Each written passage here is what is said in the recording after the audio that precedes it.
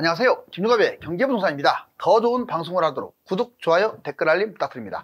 역대급 분양사고 터졌다. 둔촌주공 자동 폐기. 국회 의무실거주 폐지 법안이 무산됨에 따라서 66곳 4만 4천 가구가 대혼란에 빠졌습니다. 이미 야당이 갭투자와 깡통전세를 빌미로 협상할 의사가 없기 때문에 사실상 의무실거주를 해야 할 상황입니다. 가뜩이나 분양아파트가 물량폭탄, 중도금 대출 중단, 부동산 PF 위기를 맞으며 미계약이 급증하는 추세이므로 이번 사태는 역대급 악재가 될 것입니다. 유료 상담은 010-2616-6276 제가 직접 매수 타이밍과 입지를 추천해드립니다. 지금 바로 전화 주십시오. 역대급 분양사고 터졌다. 둔촌주공 계약 자동 폐기. 자, 둔촌주공 지금 국회의원들이 법 통과를 안 했습니다. 자, 어떤 일이 벌어질까요? 먼저 실거주 의무 폐지, 사실상 무산. 이제 이렇게 정리해 볼 수가 있어요. 실거주 의무 폐지. 지금 정부가 전매 제한도 허용을 하고, 그리고 둔촌주공 일병을 구하기 위해서 얼마나 애를 썼습니까? 정말로. 뭔가 그 혜택은 다 줬잖아요. 그래서 겨우겨우 분양을 다 마감시키고 프리미엄도 지금 5억 정도 붙었어요. 그런 상황에서 결국 국회 법 통과가 되지 않으면 전매 제한이 무슨 의미가 있어요? 자, 돈이 없는 사람들은 입주를 못하게 되겠죠. 여기 보시면 실거주 의무 폐지, 입주 불가. 첫 번째 입주 불가, 두 번째 분양권 전매할 경우, 세 번째 폐지했을 때 장단점을 한번 알아보겠습니다. 자, 먼저 입주 불가한 경우 한국토지공사 LH에 분양가 수준으로 재매각해야 돼요. LH는 이게 웬 떡이냐 하고 받아주겠죠. 그래놓고 여러분들한테 이제 줍줍하겠죠. 줍줍. 두 번째, 프리미엄 모두 날립니다. 얼마가 붙었냐 이건 의미가 없어요. 엄청난 자산 피해를 본다 이 말이죠. 그 다음에 1년 이하의 징역, 만약 이걸 어길 경우 1년 이하의 징역이나 3천만 원 이하의 벌금, 그리고 전세 과태료도 300만이나 있어요. 자, 분양권 전매. 이번에는 이제 입주 불가할 때는 이렇다 치고 이제 포기하는 수밖에 없잖아요. 본인 돈이 안 되거나 여러 가지 여건상. 자, 분양권 전매. 최초 입주일로부터 2에서 5년 실거주 의무를 해야죠. 자, 분양권 팔 수는 있어요, 여러분들이. 그런데 팔았어도요, 그 의무가 있잖아요, 실거주. 그 집에 전세로 살아야 돼요. 그것도 주인하고 같이. 자녀, 직장, 개인적인 사유 얼마나 복잡다단합니까? 이런 일 때문에 실거주 못할 상황이 막 생겨요. 계획대로 안 되는 경우에 우리의 인생사인데, 이런 상황을 내팽개치고 무조건 들어가야 돼. 법을 그렇지 않으면 어기게 돼요. 자, 폐지의 장단점. 만약에 실거주 의무 폐지가 통과가 되면 장점, 공급이 계속 증가되고 주택의 질이 향상될 가능성이 높죠. 또한 투자가 활성화되면서 부동산이 화랑으로 갈 가능성이 좀 더 높아요. 그런데 단점은, 자, 가격이 올라가겠죠. 집값이 가뜩이나 거품이 센데, 그리고 주택의 질이 저하될 수 있고, 그 다음에 전세 사기, 이게 특히 매매가하고 전세값하고 별로 차이 안 나죠. 자, 이런 전세 사기가 극성을 부릴 가능성이 큽니다. 자, 법안 미통과. 만약 그래도 법이 통과가 안 됐다, 애초에 이 얘기가 안 나왔으면 모를까, 나온 상태에서 뻔히 통과될 줄 알고 정부가 정책을 내밀었는데 미통과되면 부동산 혼란, 집값 급락, 이걸 피할 수가 없어요. 이거 지금 당군 일의 가장 큰 정말 엄청난 사건입니다. 여기 보세요. 66곳이나 돼요. 둔촌주공만 생각하시면 안 돼요. 66곳에 4만 4천 가구가 역대급 정말 분양사고를 일으키게 돼 있어요. 역대급 분양사고 터졌다. 실거주 의무 폐지법 등 국회 문턱 못 넘었다. 앞으로도 좀 비관적입니다. 올해 2번 남았고, 혹시라도 내년에, 예전에 이제 사례가 있으니까 내년 5월이 이제 폐기 마감일인데 도중에 극적 타협할 수 있는 길은 있어요. 다만 총선 있는 데다가, 총선 때는 어떻습니까? 서로 여당 야당이 막 서로 핥히고 뜯어먹고 막 난리 나죠. 그런 상황에서 과연 그게 이루어질까? 자, 이제 먼저 둔촌주공 터졌다. 국기 통과는 물 건너갔죠. 국기 통과 불발, 전문가 아예 의무 폐지가 안 될 가능성이 높다라고 얘기를 합니다. 12월 초 2번, 그 내전에 법안 소위를 열어서 할 수는 있어요. 근데 가능성이 높지가 않다는 거예요. 문제죠. 불발 시 5월에 자동 폐기돼요. 자, 입주 전에 집을 팔면 계약자와 같이 살아야 하는 이런 일이 벌어진다고 아까 했죠. 자, 실거주 의무 파장, 둔촌주공 약 900가구나 됩니다. 자, 입주 불가능한 사람도 내가 보기에는 900가구 중에서 반절 넘을 것 같아요. 그러면 계약 포기해야겠죠. 계약 포기. 자, 수도권 66곳에 44,000가구, 실거주 의무 피해, 엄청나게 고스란히 피해를 받는 거죠. 이 아파트만 있습니까? 44,000가구에 그 강동 헤리티지, 뭐 장의자, 강일제일 풍경채 등등 많죠. 자, 이번에는 안 될 경우, 만약 실거주 의무 폐지가 안 될 경우의 과정. 야당은요, 정체성 때문에 갭투자 의혹, 집값 거품이 없다. 그러니 우리는 이걸 폐지를 허용할 수가 없다. 계약 포기자, 결국은 계약 포기자는 줍줍 분양. 얼마나 좋습니까? 여러분들 나중에 이제 줍줍 분양 해가지고 줄 서겠죠. 피가 붙어서 경쟁률이 치열하겠죠. 그 피는 날아가는 거니까. 둔촌주공은 프리미엄이 무려 5억, 최대 5억까지 붙었죠. 기타 프리미엄 다 상실될 위기에 놓여 있습니다. 자, 여기 보세요. 분양 아파트는 가뜩이나 지금 위험해요. 여기 보시면 올해 종합건설사 453곳이 폐업.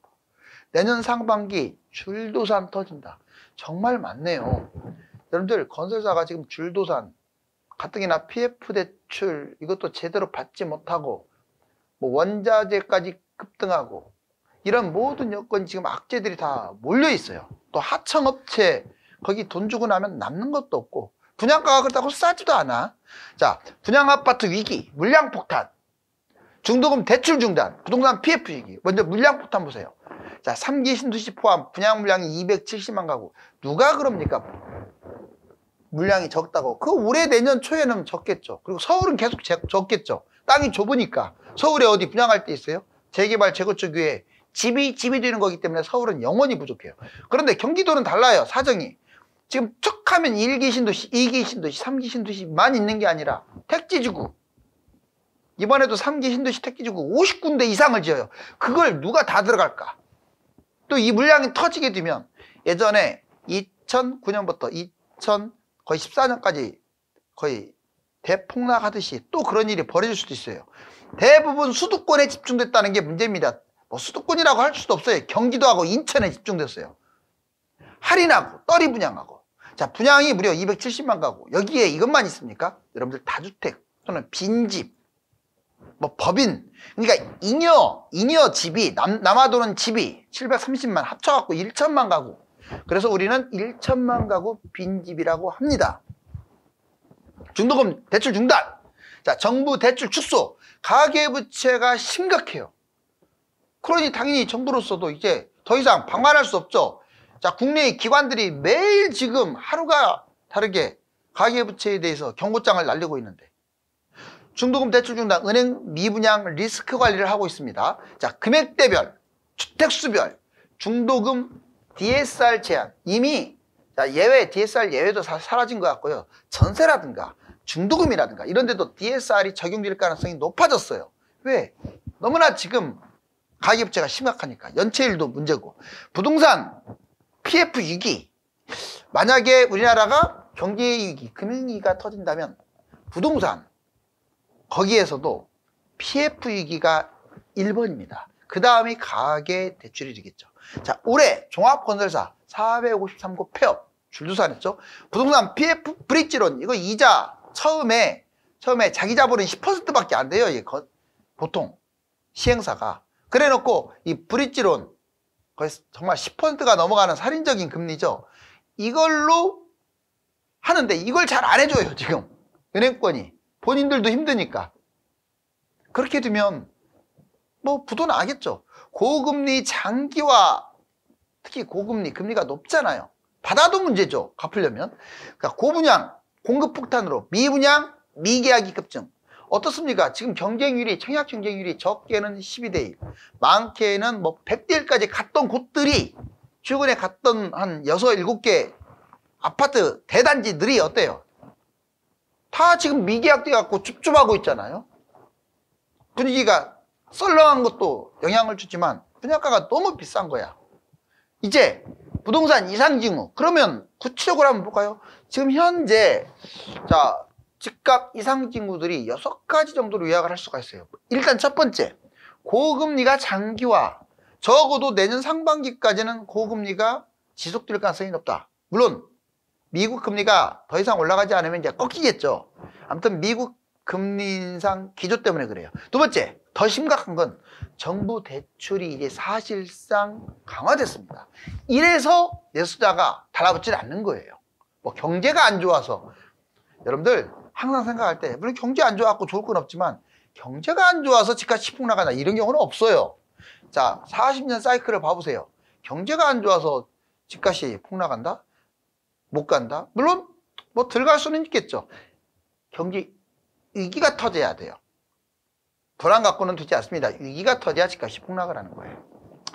자, 여기서 보시면 정부 대출 강화, 이건 대신에 직격탄이죠. 대출을 못 받으면 집을 안 사는데 DSR 예외가 줄어들고 혜택이 축소됐어요. 국내 부동산이 지금 불안합니다. 어떤 면 때문에? 아까 말씀드린 PF 대출, 가계부채, 그 다음에 연체율, 매수 심리가 지금 급격하게 나빠지고 있어요. 3대 심리, 즉 불과 10월 달까지만 해도 매수자가 훨씬 우위였는데 11월, 12월 이제 겨울로 접어들면서 서서히 매도자 쪽으로 기울고 있죠.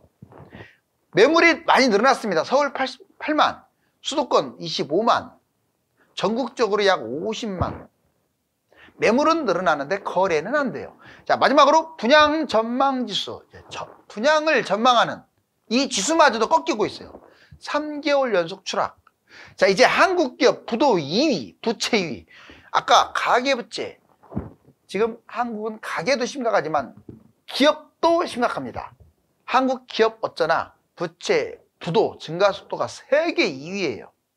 지금 앞에서 언급을 했지만 국회 통과가 안 되고 분양권이 대혼란에 빠지면서 기존 집값 떨어지고 경매는 계속 낙찰률이 금액이 줄어들고 있고, 그렇게 되면 지금 혼돈에 빠지는 거잖아요. 자, 한국 기업 부도 2위, 부채 2위. 부도 증가율 40% 급증, 세계 2위. 여러분들 이걸 가볍게 보시면 안 돼. 세계 2위란 얘기는요, 주요국 중에서 2위란 얘기는 당장 부도가 나고 금융위기가 터져도 문제가 없다는 얘기예요. 중소기업 파산, 2023년 현재 1000곳 정도가 파산됐어요. 정말 엄청난 회사들이 무너졌죠. 한계기업, 이번에는 상대적으로 중견기업 및 대기업에 해당되는 한계기업, 이른바 좀비기업, 적자 나는 기업, 국민 혈세만 빨아먹고 사는 기업 18.6%예요.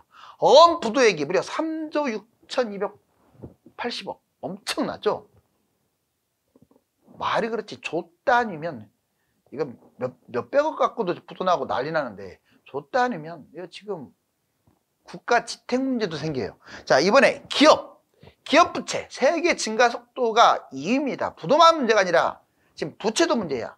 규모는 3위고요. 증가 속도는 2위고요. GDP 대비 부채 비율이 120.9%로 가계부채 105%를 초월하죠. 5.7% 급증. IMF는 가계부채와 더불어서 위기의 뇌관, 바로 기업이다. 기업 부채다. 자, 가계부채. 자, 100.2% 4년째 1위. 연체율, 소상공인 대출, 부동산 PF. 바로 이 세 가지가 경제 또는 금융 위기를 가져올 수 있는 요인이 돼요. 정부 부채는 세계 22위로 중하위권이긴 합니다. 그런데 문제가 있습니다. 증가율이 세계 4위예요. 지금 정부가 빚잔치 하는 거예요. 빚잔치. 그냥 돈, 세금 들거들면 그런가 보다 하고 막 빚 내가지고 막. 그렇게 되면 외환부 요구 줄어들겠죠. 이번 정부만이 아니에요. 저번 정부도 그랬어요. 저는 특정 정부 비판하고 싶지 않습니다. 객관적으로. 자, 여기 투자 목적, 갭투자, 전월세 수익형 순서대로. 자, 여러분들이 만약에 어떤 투자를 하겠다 그러면 이제 옛날처럼 뭐 오피스텔이라든가 도시형생활주택, 뭐 원룸, 숙박, 생숙이라고 하죠. 생활형 숙박시설. 생활형 숙박시설. 자, 이런 것처럼 수익형에 매물하면 안 돼요. 왜? 신도시 지을 때마다 그것도 의무적으로 짓다 보니까 지금은 남아 돌아요. 이제 공실 생기고요. 또는 수익형의 약점이 공실이 문제가 아니라 안 뛰어요, 가격이. 그래서 노후 대비로 할 때 앞으로 세 가지를 꼭 염두하세요. 첫 번째, 제일 안 좋은 게 수익형이에요. 자, 노후 대비 수익형, 상가, 오피스텔, 다가구 매입. 이거 매입해가지고 월세 받으려고 당연히 자연스러운 이치인데 이제 다가구도 안 좋습니다. 이제 다가구 안 살려고 그래요, 젊은 층들이. 집은 남아 돌아요. 그러면 다가구, 다세대 이런 것들이 제일 피해를 봐요. 자, 5억 투자, 5년 차익, 5천만 원밖에 안 돼요. 여러분들 5억, 자, 수익형 부동산에 5억 투자해봤자 5년 동안 플러스 5천만 원, 150만 원, 5년 월세 1억. 좀 많이 잡아갖고 뭐 1억 잡읍시다. 그리고 5천 뛰었다고 봅시다. 월세가 1억이고 5천 뛰었다고 보면 합쳐가지고 총 1억 5천을 벌어들인 거예요. 수익형 부동산. 다만 이때 자, 월세를 1억 번다는 보장이 없죠. 이제는 공실이 막 생기는데 또 5천 뛴다는 보장도 없죠. 오히려 떨어질 수도 있어요. 자, 이번에는 아파트 전월세. 그래서 사람들이 이제 머리를 굴립니다. 아, 수익형 부동산은 위험하니까 집값이 많이 뛰면서 월세는 좀 적더라도 자, 아파트로 해야겠다. 시세 차익, 서울 상급지 대단지 아파트.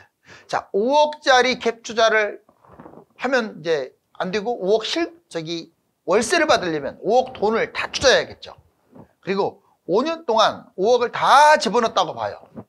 그러면 5억짜리가 얼마 정도 뛸까요? 대충 한 2억 정도, 보수적으로 잡아서 2억 뛰었다고 봐요. 자, 월세 100만 원에 5년 6천입니다. 그러면 집값 뛴 거 2억에다가 월세 6천 합쳐서 2억 6천. 물론 내 돈이 5억 다 들어가야 돼. 그래야 월세를 받으니까. 아까 수익형 부동산 1억 5천보다 얘는 2억 6천이니까 훨씬 많이 버네요. 그리고 더 안전하죠. 수익형 부동산보다. 가격도 더 많이 뛰고 잘 팔리고 월세도 더 따박따박 나올 수 있고.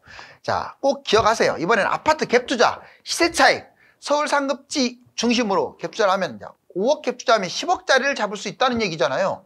그럼 5년 동안 얘는 5억이 올라가요. 아까 5억짜리는 2억밖에 안 뛴다면 자, 10억짜리는 5억 정도 뜁니다. 자, 월세는 없어요. 대신에 총 10억. 어떻습니까?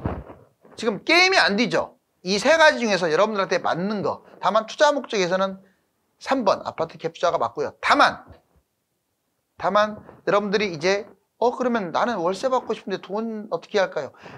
집을 하나 사놓고 좀 괜찮은 집을 사가지고 거기에 들어 살면서 주택연금을 받으세요. 주택연금 받으면 엄청 손해보는 줄 아는데 집값이 팍팍 뛰어주기 때문에 이 수익형 부동산이나 월세 받는 것보다 훨씬 나아요. 자, 해외기관 한국강력경고, BIS도 살벌한 경고, 한국 집값 낮추고 가계빚을 줄여라. 보시면 BIS 사무총장, 한국가계부채 모니터링 강력경고, 가계부채의 주안점이 지금 집값 거품을 빼야 하는 거다. 한국금융기관 취약성, 금융부채 부실하다. 무디스는요 부동산 익스포저, 은행대출 40% 중반이라고 했고요. 자, 테일리스크 현재 위험, 부동산 위험 약세 장기화. 자, 현재 대비 위험성이 상당히 높죠. 그 다음에 장기화된다고 하죠. 금리 상승기, 부동산 붕괴, 금융 위기에 부딪힐 수 있다. IMF 2028년까지 2% 경제성장, 구조개혁을 빨리 해라. 가계 공공부채 제한, 주택과 금융을 안전. 그러니까 가계 공공부채를 줄여야 주택 금융이 안정된다. 주택거품, 대출, 장기간 고금리를 권고했습니다. 금리를 너무 빨리 인하하면 우리나라 같은 경우는 위험하다. OECD 사무총장, 장기적으로 어둡다 우리나라가. 왜? 출산율, 수요 급감 이런 걸 잠재율이라고 하는데 성장 잠재율이 약하다. 은행 대출 관리, 정부는 대출 억제 정책. 한국의 가장 큰 리스크는 누가 뭐래도 가계 부채다. 자, 수도권 주요 실거주 의무단지, 강동구 이편현상 강일 어반 브릿지, 하남시 덕풍동 더샵 하남 에디피스. 자, 대단지 위주로만 한번 뽑았어요. 강동 헤리티지 자이, 센트레빌 아스테리움 시그니처. 이번에는 강동구 올림픽 파크 프레온, 광명시 철산자이더 헤리티지. 그래서 44,000가구나 되는, 여러분들이 혹시 거기에 해당되면 일단 한번 지금은 좀 끌고 가야죠. 어쩔 수 없이 아직은 뭐 완전히 끝난 것이 아니니까. 네, 상당히 좀 비관적이긴 한데 전문가들은 비관적으로 봐요. 근데 저는 극적 타협이 이루어지지 않을까. 왜? 본인들의 표 향방에 따라 왔다 갔다 하긴 하겠지만 이게 지금 통과가 안 돼 버리면요 정말 난리 납니다. 난리. 대혼란에 빠지게 돼요. 부동산이. 주요 17개국 기업 부도수 증가 비율 우리나라 코리아 두 번째 있네요. 네덜란드 다음으로 압도적 2위. 그 다음에 이번에는 기업 부채 규모도 홍콩, 중국. 자, 이 나라 빼고 사실 중국계 빼고는 우리나라가 압도적이죠. 126.1. 서울 아파트 월간 실거래가. 자, 실거래가 월간 봤더니 마이너스예요. 실거래가는 마이너스고 주간 시세는 아직 플러스예요.